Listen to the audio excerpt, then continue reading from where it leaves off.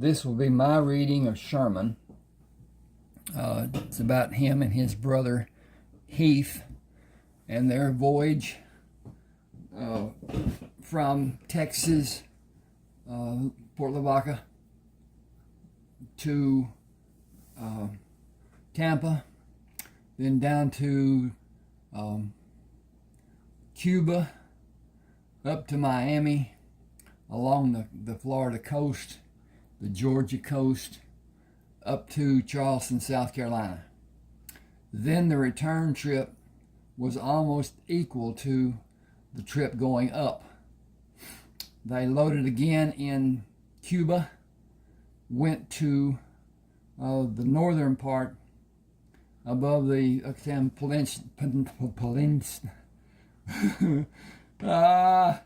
get this straight here in a minute. I'm looking at this 38 degrees down here on my computer. And the Yucatan Peninsula. Then they went on down to South America, and it will be explained from that. At any rate, here we go. This is chapter 1 of Sherman. Sherman left the Farmers' Bank of Victoria and walked up the street to the Hogshead Tavern, where he and Heath agreed to meet for lunch. A man near the wall at the fourth table raised his hand to gain Sherman's attention and stood for Sherman to see him. "Are you looking for Heath?" "Yes. We planned to meet here for lunch. Where is he?" "I am Jack Kelton." Heath went back to the dry goods store. It seems the young lady gave him too much change, and he is returning it. He came in and found the place full and stood at the bar for some time looking for a place to sit. I invited him to sit with me as my table had the only seats remaining. This is a very popular place to eat, and having drinks that are served as well makes it even more inviting. Please sit. Excuse me just a second. I need to check this, make certain it's all going the way it needs to be going, and it is. And so, Jack moved the chair away from the table to sit when Sherman sat in a chair away from the wall, facing Jack. "Heath will be back in a few minutes. He and I already ordered. We talked a bit. He told me you both have been educated in navigation and drilled in life aboard a ship. I am the representative for a ship owner, and I am in the unwanted position of having opposition from the shipmaster and the first officer. They are both lacking in deportment of their positions. The first officer spends more time in his cabin than on deck. He is a harsh disciplinarian. He leaves the ordering of duties to the second officer until he feels the need to scream at some unlucky soul.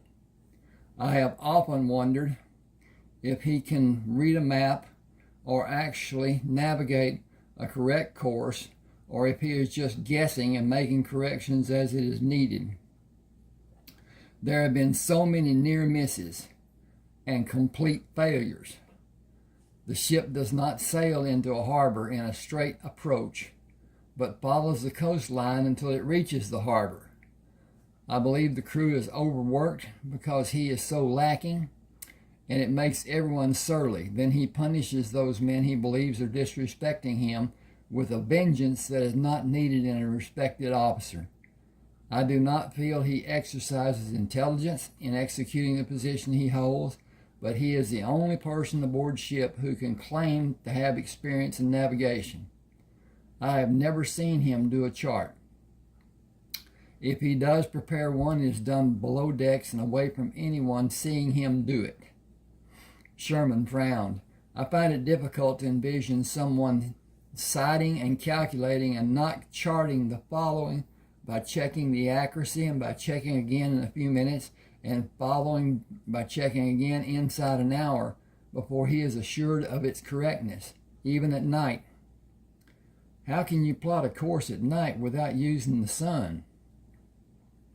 "That determination is easily done with or without the sun, as determining time using the position of the sun of the heavens objects is easily done. There are variances, and it will determine how accurately navigation is done. An accurate course must be laid out in both instances and charted, followed by doing another sighting and calculation to check the accuracy of the first calculation. Otherwise, it is, as you said, just guesswork. Just as I had long thought it to be true, he does not do his work because he does not know how to do it properly or correctly. I will replace him when I have a qualified man, and I will savor doing it. I will absolutely love doing it. I will replace him after you take the position of second officer and command the deck. Will you take the position of second officer? Heath will be third officer, and the ship can be made right top to bottom. Sherman drew a line on the table with his finger.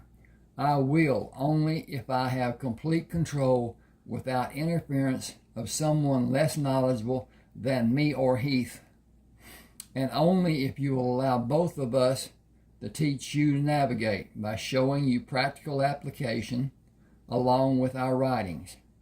You might be able to take our writings and start navigating today, even without our help. A ship should always have more than one person navigating for the sake of safety. Part of the requirements for an English officer to advance in rank is the ability to accurately navigate.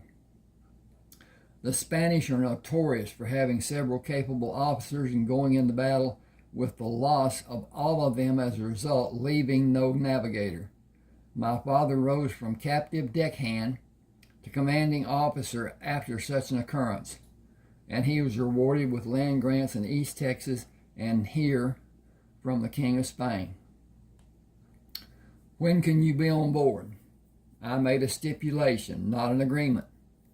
Contracts for both Heath and me, scope of duties for both of us, privileges for us as well, payment in gold, and the ability to have my own equipment to use with spares ready in case they might be needed. I will go over the ship and suggest changes where it is needed. I will make changes as I see to be of benefit to the working of the ship and of the ship's crew. If it should be that conditions on the ship are intolerable, we will have written permission to leave at our discretion. Is there something specific about your equipment that you desire, better or different than what is on the ship now? You will need to come to the farm and see for yourself. I am not at liberty to say at this time. Jack pushed back from the table. I have completed my business here, and I have 3 days before the ship leaves for Tampa. The equipment will be needed for us to come to terms that are agreeable for all of us. Not so much as you may think. I am the representative of the ship owner. I speak for Mr. Kalb. I have authority to negotiate for him. We are already in agreement of the need for competency, and I believe both you and Heath are competent. Sherman looked at Heath making his way to the table. Heath does not want to command the ship. He will never discipline in a needed manner. He may pick someone up and throw him across the deck to get his attention and scare the daylights out of him, but he will guard against ever physically hurting another human. I operate under the belief that a person should have, this is Heath speaking. I operate under the belief that a person should be exactly what he asked for, should have exactly what he asked for. Heath pushed on Sherman's arm. Let me sit there. Okay.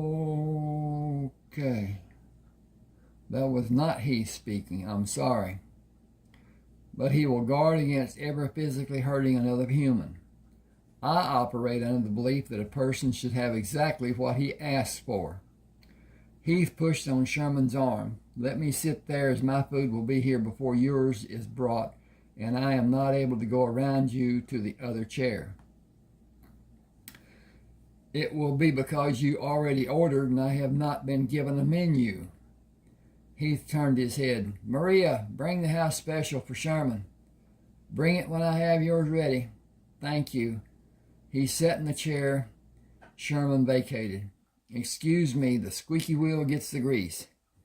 Sherman spoke to Jack. "The baby brother wants to eat." Heath responded, "You know how busy they get.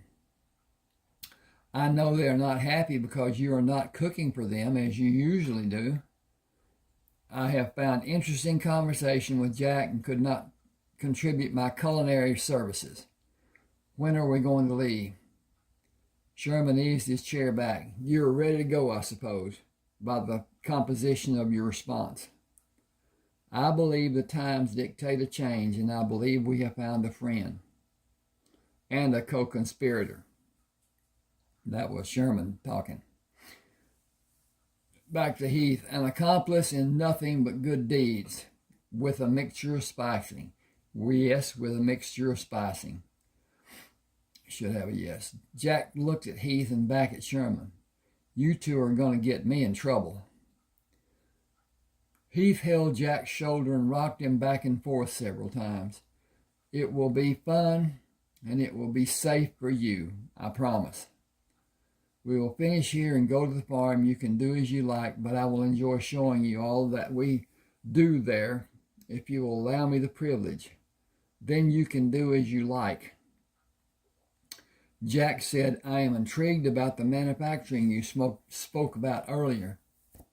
Most visitors want to taste the honey and cheese before they see all the other things we do.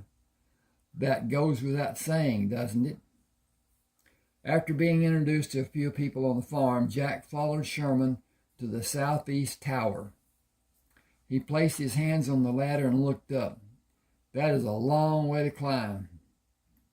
I may need to rest." Excuse me. I may need to rest before we reach the top. There are several platforms built for that purpose and for defending the men in the upper level from the men on the ground under them. They would not be able to see them if the attacking men were directly under the tower. My father employed them in East Texas, and we continue using them here. Excuse me while I get a drink. My throggy and stuff. Hope everybody's doing well, being safe. Stomach flu is coming back, and distancing and staying away from and washing your hands and all that may get you to the point of it not happening, but doubtful. Then COVID. In three, as I'm understanding, 3 different varieties. Mutations have happened. But I have no faith in the inoculation that we were given during the first COVID. Excuse me. The inoculations that we were given in the first shutdown that we had and whatever. I got sick from the second one. It wasn't illness exactly. It was that phase that you get in when you're first becoming ill, the off-centeredness and the stuff that happens and whatever. But at any rate, staying away from people is the best thing. That's hard to do when you live with people, but at any rate, my wife works at the hospital, so it's even more of a threat. At any rate, Jack then says, "I would like to have known him," speaking of Joshua, "I would like to have spent time with him and been able to know him. After a fashion, you already know him. Heath displays so much of his characteristics, and I do as well. My stepmother, along with my 2 sisters and father, were killed before we came here. I am sorry for your loss and for theirs. I would have learned so much and grown more from having them longer than I was allowed by their murders. It haunts me knowing how much was taken from me and from all of us. I cannot begin to calculate how much. Were all those people brought to justice? That also haunts me, and especially Heath. The loss of his loved ones and the relations The loss of his loved one and the retaliations for those murders changed him and changed me. Innocence lost too early. He copes in his manner and I do in mine. We went in different directions in developing afterward and became different people, molded by the effects of all that happened until that time. The depth of change robbed us each of our younger selves. We were robbed twice, and our lives were forever changed and continue to be affected by the murders. We were all killed in some manner or another by cause and effect. My father was the guiding light in my life, and I was forced to take his place when he was murdered. I lost my childhood by those vicious acts and those that followed. He is still the balancing force in my life. He is forever with me as I'll always hear his voice. It is telling me now to stop reliving the past and climb to the top of the tower, and for you to go slow and breathe normally, as the air is not so heavy at the top. I will follow you. Jack stopped to rest twice before reaching the top platform. You can see for miles up here. Sherman adjusted the height of the glass and positioned it to view the town of Port Lavaca. Got to change. Okay. We are too far away from Port Lavaca to have clear vision, but even blurred, you can see the shapes. The buildings hide the port, but you're able to see the main mass of the three ships. Jack exclaims, "That is close to 20 miles away." Clear vision due to the height of the tower and magnification of the glass. I will have one on the ship because it will give us the advantage of seeing another ship long before that crew will see us. We will steer away from another ship for our safety. I insist on both if I am to direct the daily working of the ship. We will maintain safety at all costs. Sherman, I represent Mr. Cowden. I will always bow to your wishes and leave the directing of the ship to you and Heath's capable hands. Sherman shook Jack's hand. We make a good team, all of us. Put it in writing as an official contract. Sherman left written instructions for William to follow during his and Heath's absence. You know everyone's needs. Take care of them and take care of yourself. I do not know how long we will be away. Both Heath and I have the desire to see different parts of the world, and we will never have the opportunity. Wait a minute, back me up. Both Heath and I have the desire to see different parts of the world we will never have the opportunity to see if we never give ourselves that chance. Tyndall Pierce will continue coming to Port Lavaca for our consignments and trading. He asked if you would mind him visiting the farm. He specifically wants to see my horse breeding operation. It may be that you will be needed in East Texas operation. It will be your choice to go or not. Your family is here. We are your family and will forever be. I fear you will trust too well and have a confrontation. I fear you will trust too well and have a confrontation with your original family that will end badly. They turned their backs on me. All of them except Reuben. I don't mean no more to them than a cur dog. They is downright mean.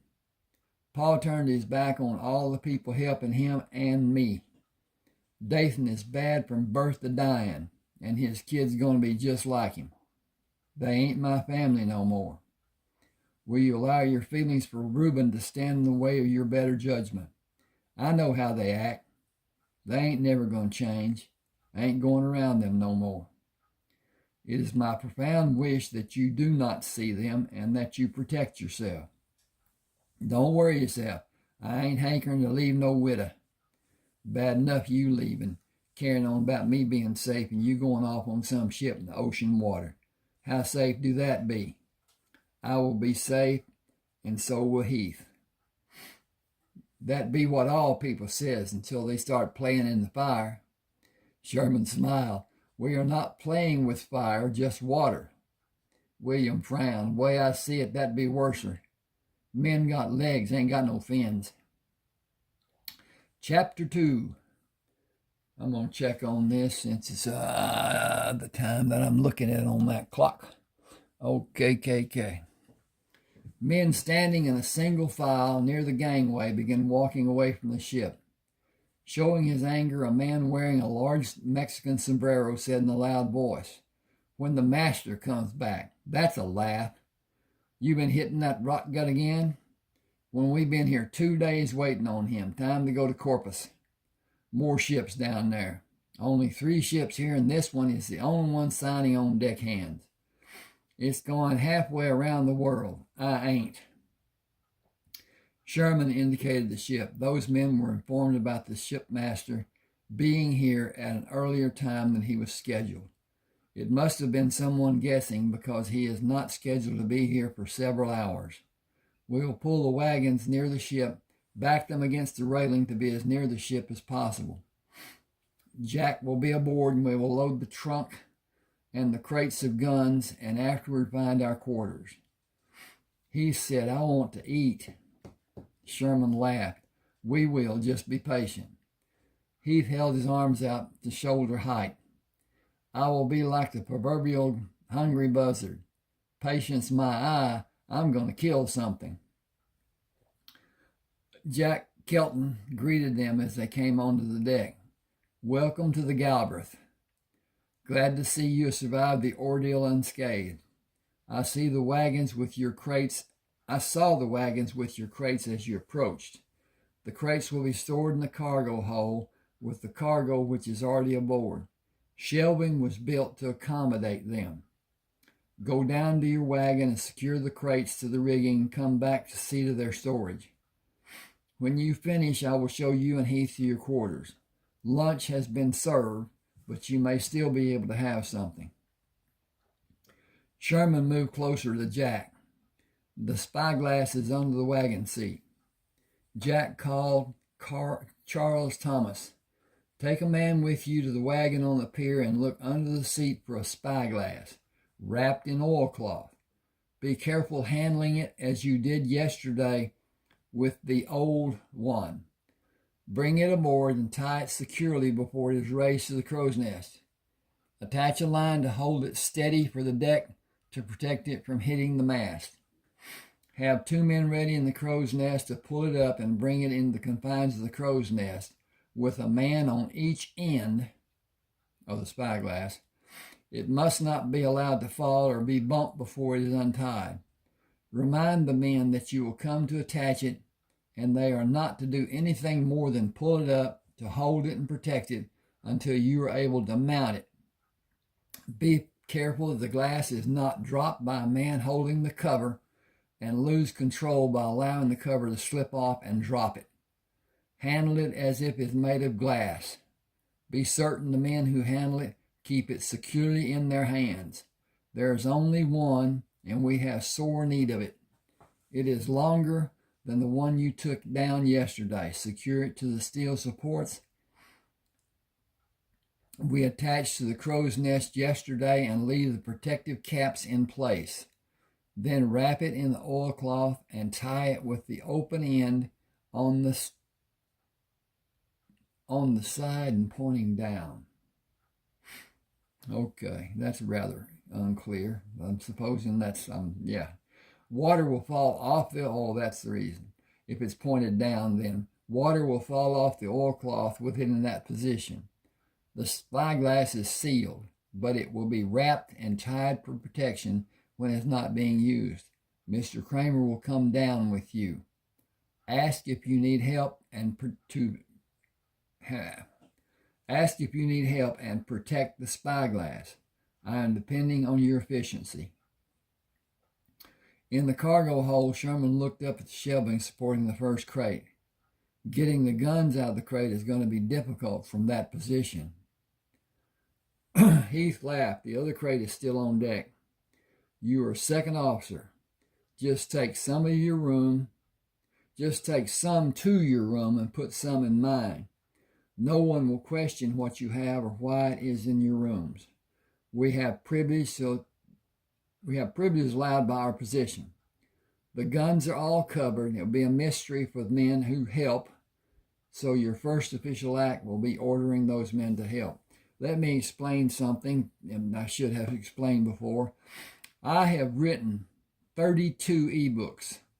I have published 30 ebooks on Smashwords. I've got a bit of a dilemma because Smashwords sold or cooperated with or whatever to draft to digital, D2D. It is different than what Smashwords was for me. If I'm understanding correctly, you can still purchase the books on Smashwords from my page. I'll leave a couple of, I'm looking at text, that you can use to go to Smashwords and find this book and other books.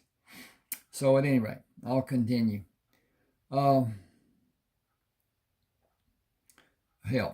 With the contents of the wagon secured on the ship, Heath came to Sherman's room.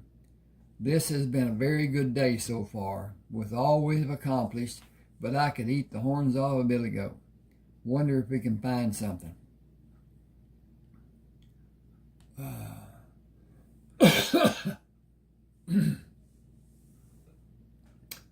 I do not wonder, as it been several hours since we last ate, but I have never known you to not be somewhat hungry. Sherman, you have no idea. I need more food than you do, so I will feel strong. Sherman laughed. You've always been strong, even when you were a baby. You would hold an object the women could not take from you. We can go topside and find the galley and see if the cooks have a morsel for me and a meal for you. You need more than a morsel of food. If we're not able to find a meal on the ship, we will go to the wharf diner we passed coming here. Lead the way. I will stay out of your way when the food is located. Come on then, I can smell it already. Up, and away. Up to the galley is what you have in mind. Sherman pushed Heath from behind. Follow your training and follow your nose to the galley. Good afternoon to all. I am Mr. Kramer and this is my brother. I am the second officer and he is the third officer. We were not on board for the noon meal. Is it possible to have a bite to eat? Sir, good afternoon to you both. Not much left from lunch, but I will gladly send a man to the master's cabin. The master is off the ship, and Sanchez will have something, I am certain. Sherman smiled. It will be taken as a kindness. Nelson, if you will, on the double. Be right back. Thank you, Nelson. Mr. Kelton said you would be aboard today, Mr. Kramer. We need officers like the two of you, sir. If you don't mind my saying so, Mr. Kelton has praised you both. His conversations usually lean toward his female conquest and other humorous topics, but he was excited about the two new officers he met and talked about the future changes aboard the ship. My guess is you will bring order to the deck where it has not been before. Excuse me just a second, please. I got to look at this, and so, really, okay. The first officer yields a rock-hard and unforgiving. I need a pair of that. I don't need that. All right. The first officer yields a rock-hard and unforgiving hand. One man was flogged because he drank water out of turn. He is part of the sail crew and just hurried to get up. Mr. Telwig stopped him on deck and said he had only just gone to the line to drink and asked him did he drink out of turn. When Ashburn said he was in a hurry to go aloft and did drink out of turn, Mr. Telwig said he broke the rule and gave him 8 lashes. He had Partridge keel-hauled a few weeks back because he did not salute. He has not been the same since that happened. Stays to himself and frets. Said he wanted to go to the loft and never come down. He is known to weep at night. Personally, I think he is one step away from committing suicide. I may be lashed too by saying it is so, but it is all too harsh and unnecessary. We have a good lot of hard-working, honest men on board, with hardly an exception. He held his hand and shook Sherman's hand, then Heath's. My name is Ned Carson, sir.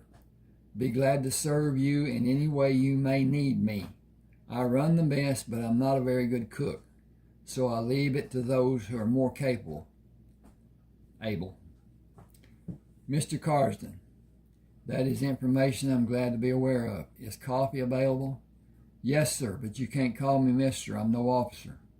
You have qualities that I respect: honesty and caring and intelligence and leadership. I imagine all the men look to you for help. Where were you educated?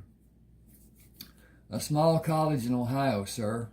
How did you know, sir? Sherman smiled. A greater need for your talents may be somewhere outside of the galley. I will address you with respect by use of Mr. as I consider a sign of respect. I need all hands to be aware that I am as you are, honest and caring, but also commanding. I want help with evaluating any hand who is aboard who is less than desirable to be near. Not as a personal preference, as that would leave us all on the wharf. Bad-tempered, quarrelsome, given to excessive drinking, unsavory, unwholesome, unsanitary, and just unfavorable in any way. That person will not be aboard when we shove off. The crew will be as pleasant as I can make it. Concerning you being addressed as Mr., I am second officer and command the deck. I have the privilege to call anyone Mr. if it so pleases me. Mr. Telwood will not allow you that privilege, I'm certain. Ned, we will breach that wall when we come to it. Sorry to say so, sir, but I could be in trouble if Mr. Telwood hears you address me by use of anything more than my last name. Let me deal with Mr. Telwood and help me with having an efficient crew. We will start with the smallest problems and work up to the largest. Tell me about the crew. All good, hard-working men. But there's one man you cannot rid us of, as much as I wish it. Randall Cornish is engaged to marry the ship owner's niece. He is a crewman, but he is treated as well as any officer.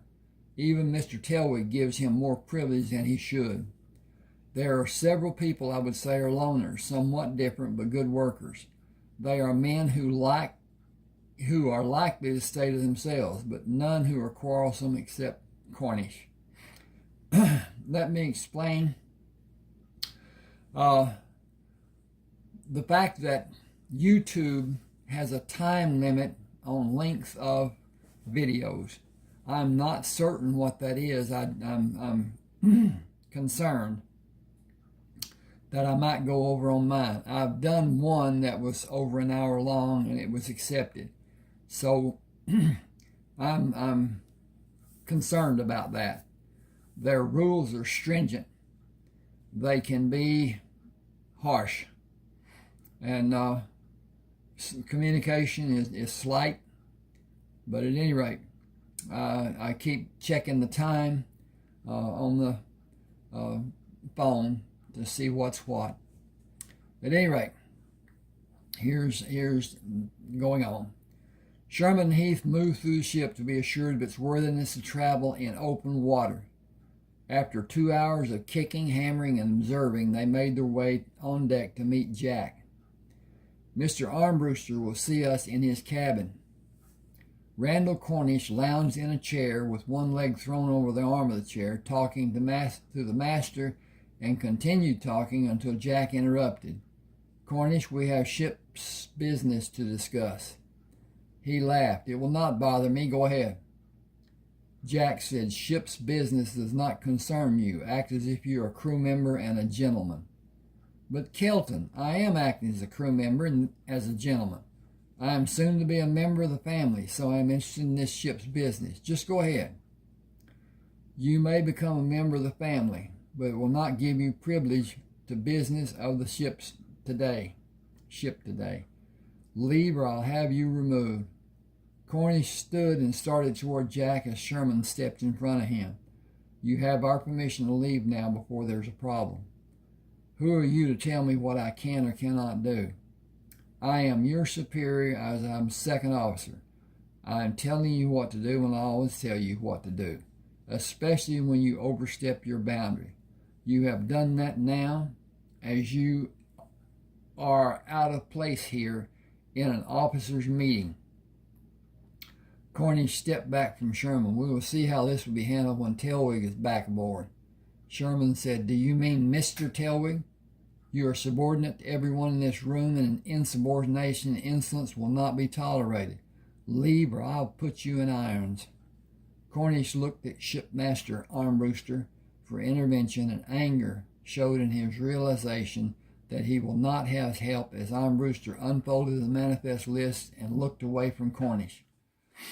He left the cabin and slammed the door, going out.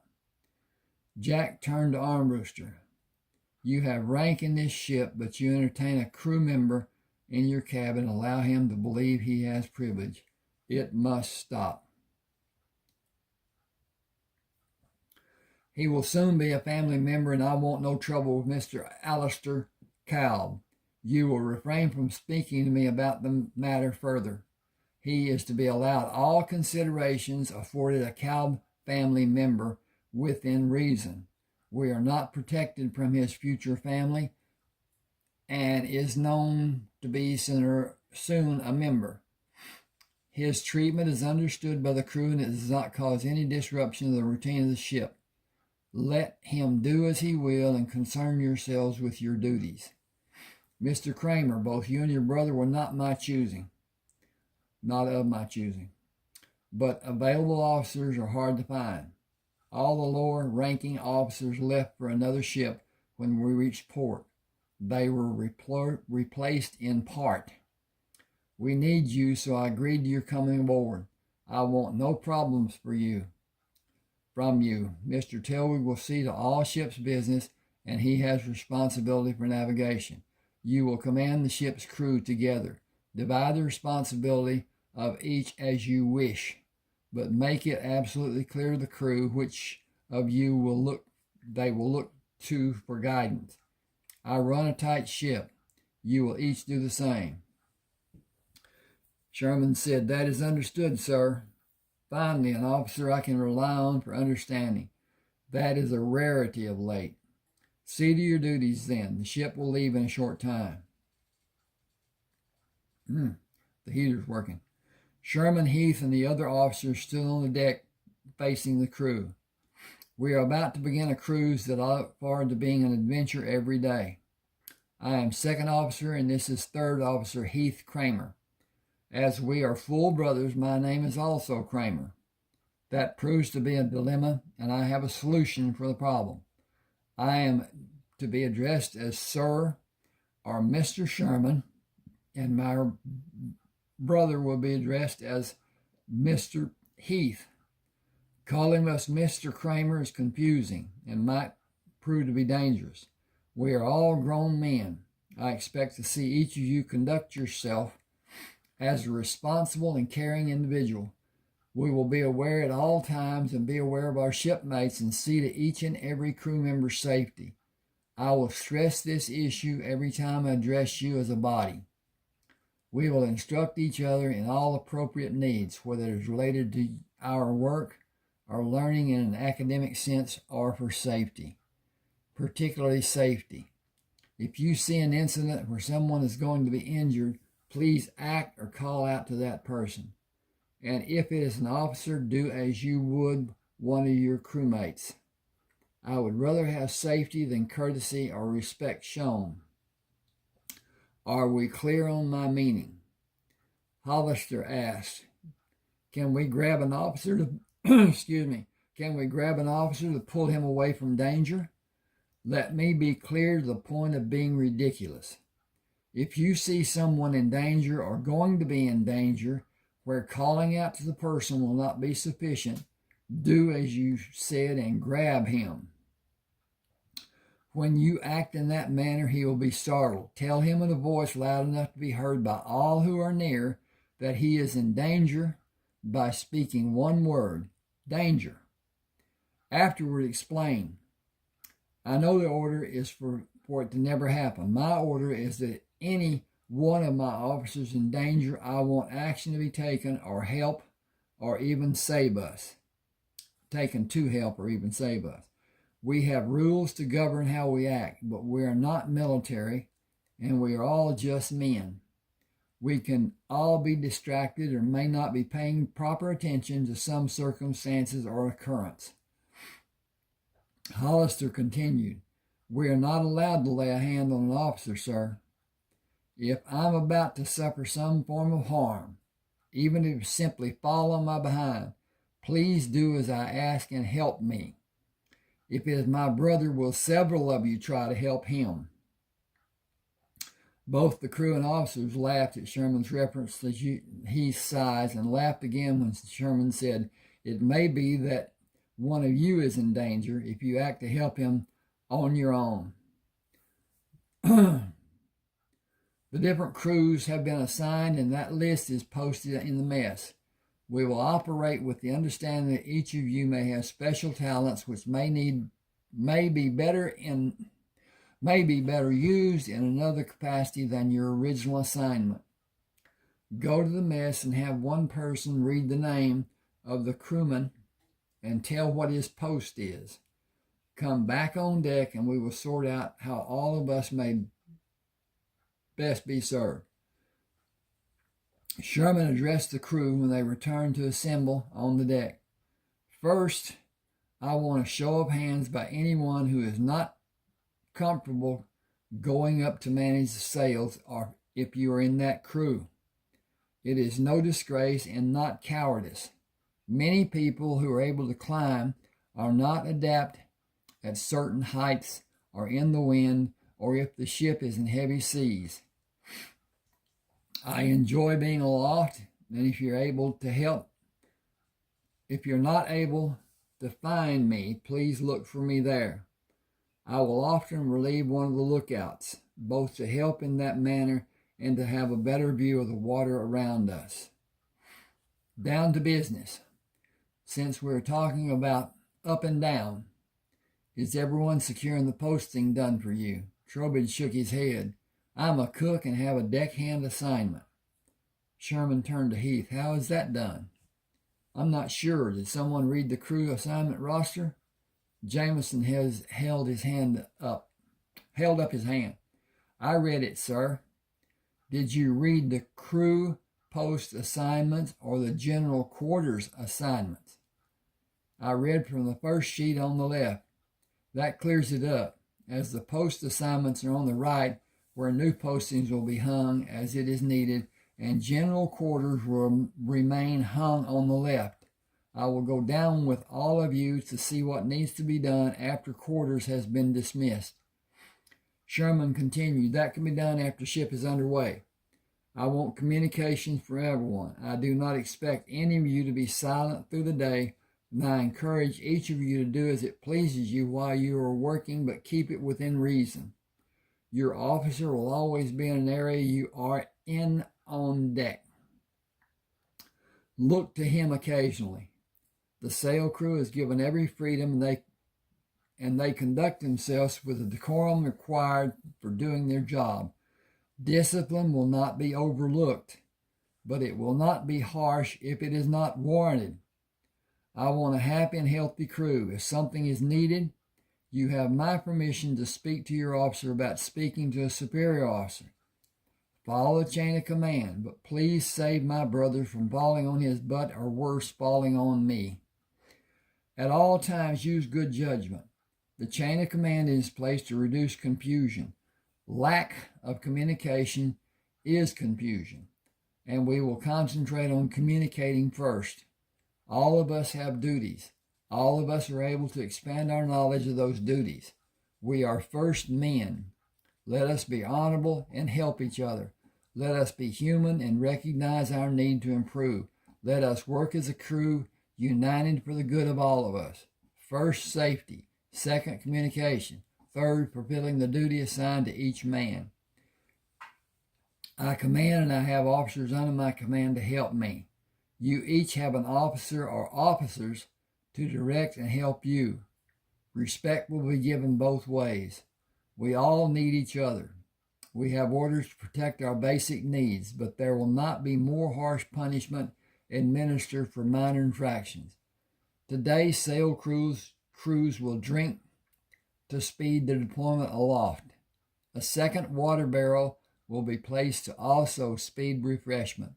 There is no need for rationing as the time for traveling to Florida is short. Consider safety our major goal. All protocol and respect is second to safety. I am in charge of the deck and I will exercise and control this crew. None of you need fear me or any officer in our crew. Look around you. Every man standing with us is a brother. What extreme will you go to fight for your brother? We will act accordingly. I will need to have my attention centered on command, but exercise prudence and call out to me or Heath if there is a need. Life aboard a ship is difficult enough without fear. The only fear any one of us should have is missing a meal. The time has come to lower the boats and shove off. Excuse me just a second. Time to check this stuff. Okay, we got time. We will make do with what we have, and if someone does not know his post, tell one of the officers and you will be directed. Officers, take your position and lower away. Deck crew, stand by to cast off lines when the dock crew is ready and has slackened the lines. I will be on the quarterdeck to see that the moorings are freed, so look to me at all times. Be aware and be safe. Sail crews, wait for the ship to clear the dock, and the boats are pulling away before you go up to prepare to drop and set the sails. Try to help each other and communicate with each other. If you are new to your posting, talk about what you are doing and about what you need to be doing. None of us is perfect, but we can do our work perfectly if we have a perfect knowledge.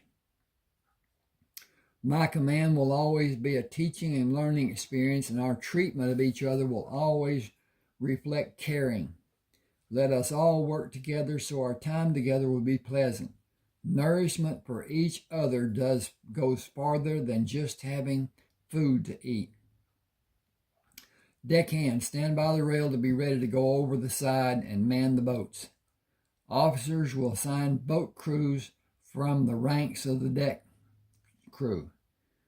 Boatswains, assist new crew members. Boat crews, follow orders exactly and work together to lessen the effort needed for everyone. Efficiency reduces effort.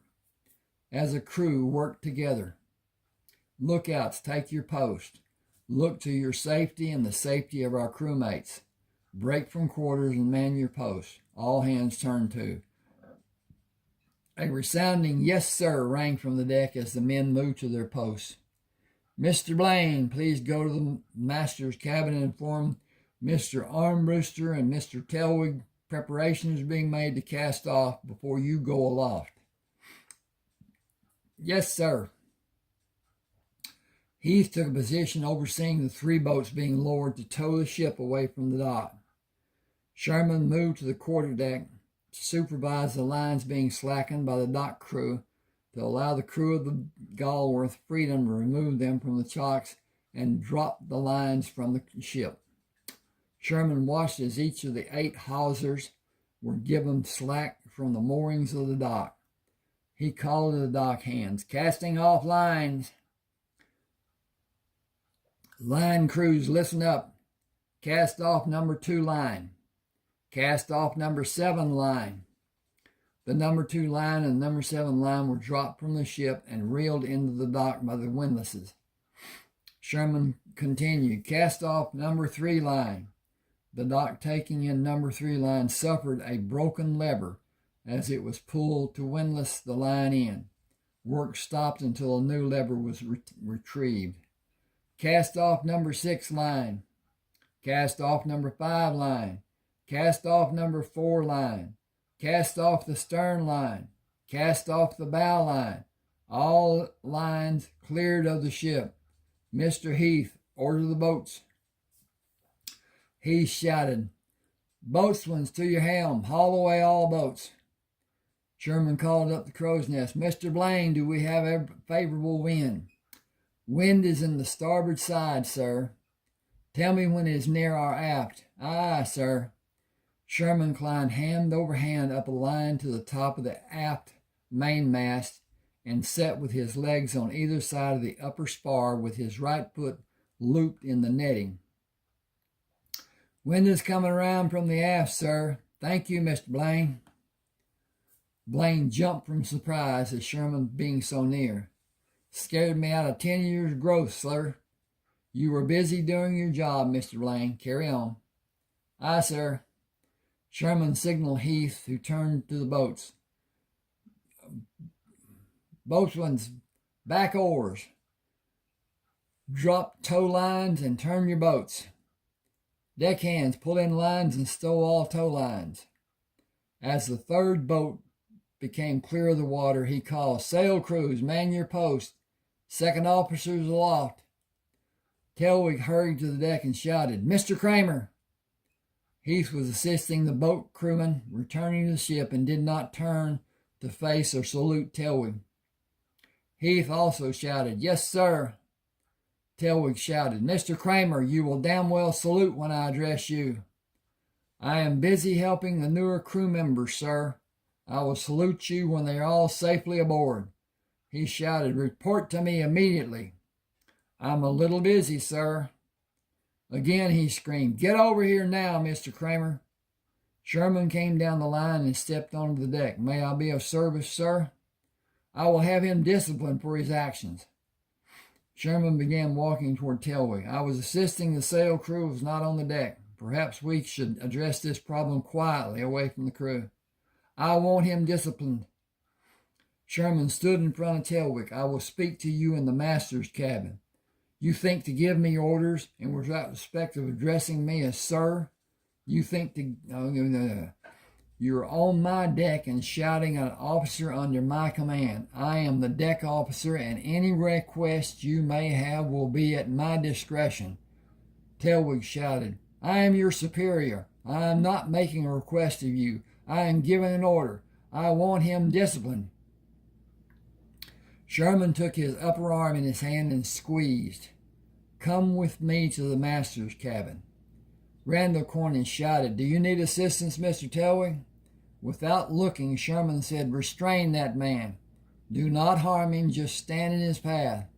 Armbruster stood as Sherman pushed Telwig into the cabin and Randall Cornish followed. Armbruster asked, what is this?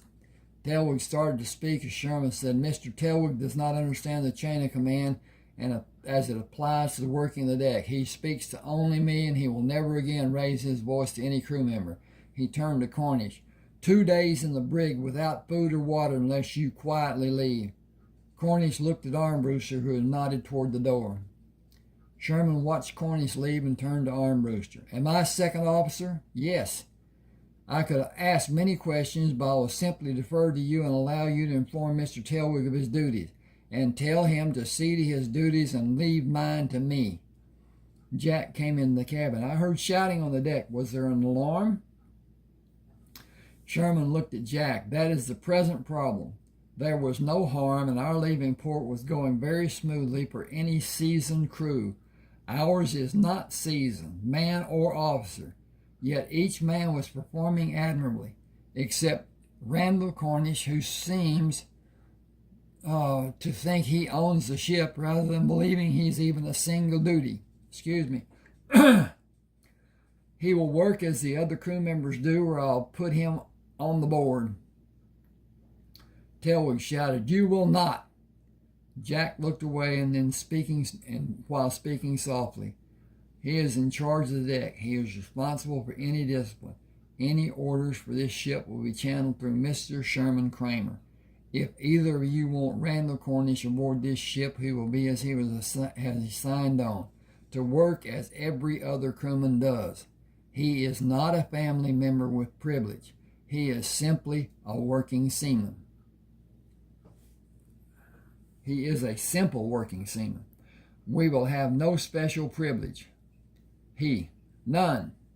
If either of you disagree, you can take it to Mr. Cobb when you see him next. I have wanted for the longest time to correct many actions I have seen done on this ship. I have just at this moment come to understand what will be best done for this ship and for my sanity. I stood by and silently watched things happen on this ship that will not happen again. A good man was treated inhumanely because he did not show respect and salute. He might have injured another man if he had stopped to salute. I am ashamed that I did not stop it when it happened. Tell you, your navigational abilities totally evade me. Your lack of concern for the men is barbaric. Your manner of directing men is deplorable. Your sense of caring simply does not exist. It is completely devoid of any degree of kindness. You will be put off the ship when we dock in Florida by my orders. You are relieved of duty. Mr. Armbruster, you can follow him if you like. He raised his hand. Not a single word from either you or your boys to Florida will be spent under house arrest. Mr. Sherman, I believe your place is on the deck. I will join you after I take a few minutes here. Jack dismissed Telwig. You will have freedom of the ship with a personal assistant to be near you at all times. The ship should be in the port of Tampa in 3 days. I am going to report your dismissal as a preventive measure due to the threats to throw you overboard. Come on deck and Heath Kramer will assign your personal assistant. Do nothing that will require his reporting your action to me or Sherman Kramer. If it happens, your freedom on this ship will end, as your safety might also end. At one time, I believe Cornish was the most hated man on this ship. You have surpassed him in leaps and bounds, and I had a part in allowing it to happen. I will have no more. I will not allow you to cause harm to another poor soul on this ship. Sherman called the crew on the deck to gather near him. Just a quick word. I am first officer. Mr. Heath is promoted to second officer, and Mr. Telwood will leave the ship when we reach the port of Florida. Quiet now, no noise. We will celebrate later. See to your duties and follow normal routine. Make doubly certain that all is securely tied. The Gulf can exhibit anger at times, so we will be ready. Every man remain with a crewmate. At no time is anyone to be alone when topside on this ship. Heath, I am going aloft. There is much for the crew to learn, and for me also. Keep watch on Cornish. Tell Jack where I am for him to come up also, if he is brave enough to climb. Tell him to watch for fraying of the ropes.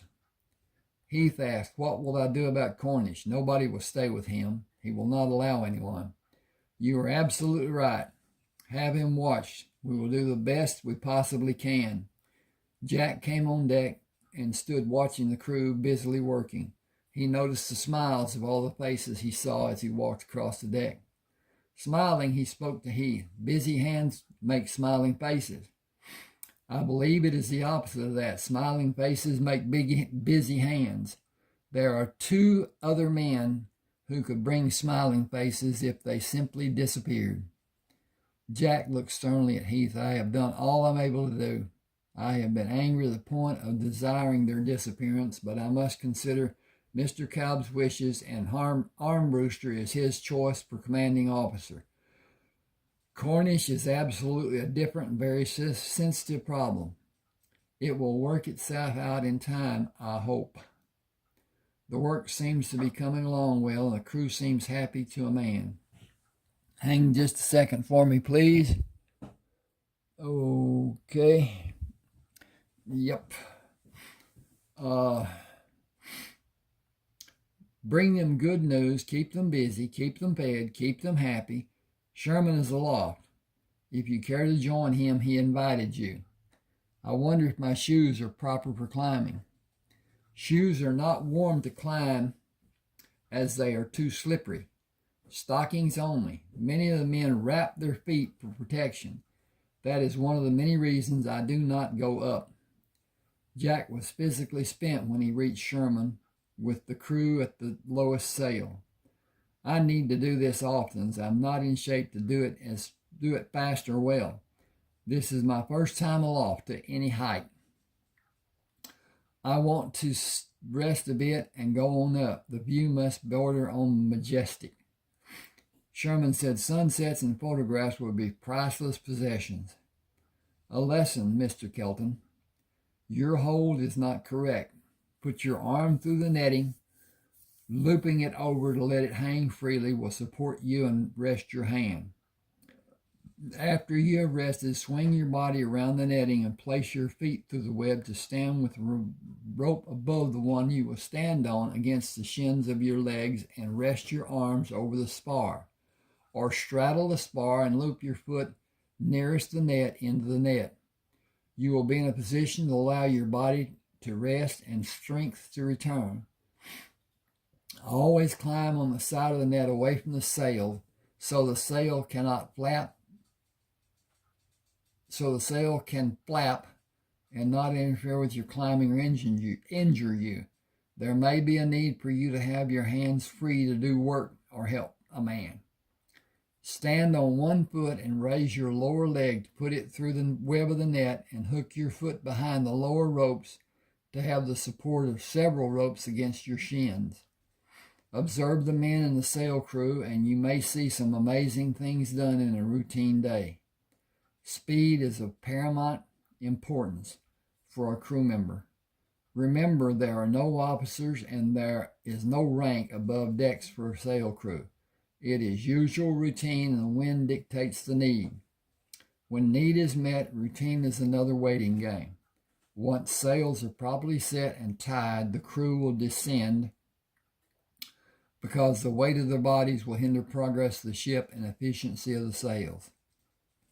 And it is okay. Jack asked, what are of the lookouts? Doesn't their weight hinder the action of the ship? Sherman swung his body to the off side of the net. Yes, but only to a small degree. They are there to keep the ship safe, and they are absolutely necessary. Near the shoreline, bars of earth and coral reefs are a danger. Rogue waves will be steered into, or the ship will roll and capsize. Or the ship might roll and capsize. A ship or boat not having a lookout and another ship not being attentive is a danger the ship must be made aware of. Once alerted, course change will be made and we will navigate away from the danger. Privateers operate in different parts of the oceans, and we will steer clear of them and run if it is needed. Open water is needed for it to be done. The lookouts are needed at all times for the safety of the ship. They are our first line of defense. They stand a 2-hour watch to help keep them attentively sharp and fully aware. I have several requests for you to entertain. I will promote Ned Carsden, who runs the crew's mess, to ensign. He will be in charge of ship stores and the mess. An officer should have that responsibility. The sails are not positioned to have peak efficiency. Moving the forward mainmast sails from the positions they are now in and placing rigging for extra sails will give the ship more speed. How can that be done?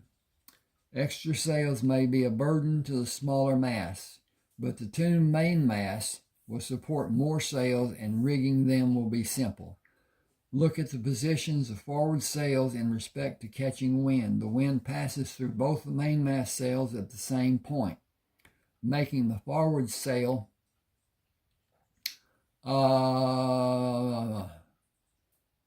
mainmast will catch wind more.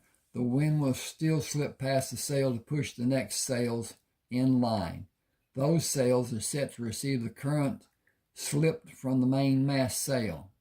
Maintaining proper sail positions demand constant changes. I will draw plans for placing the extra sails fore and aft. The extra sails in the beam area will be done with extra roping and be anchored in a top and side securing.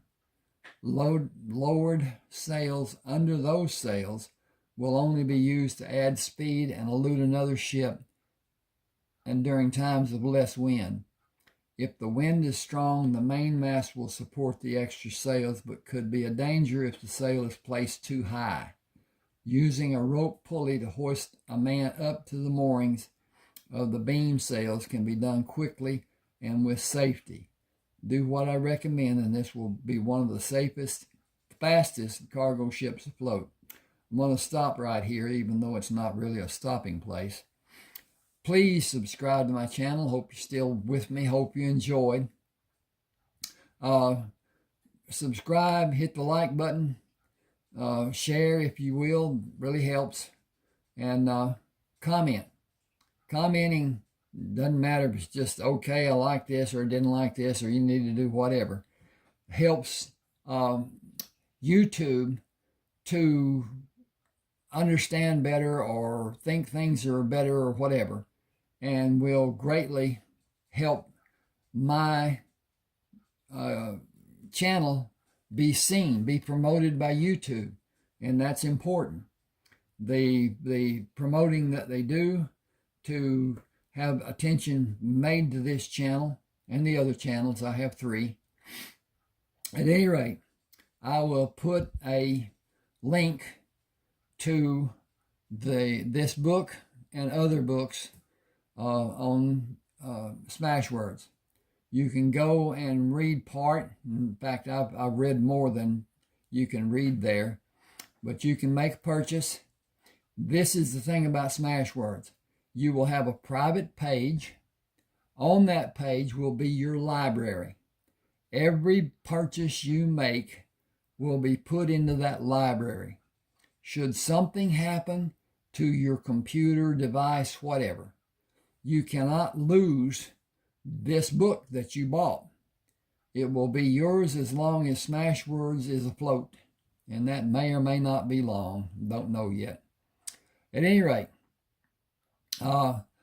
thank you for your time. Hope you enjoyed. I'll do another one tomorrow or whenever. Thanks for being with me.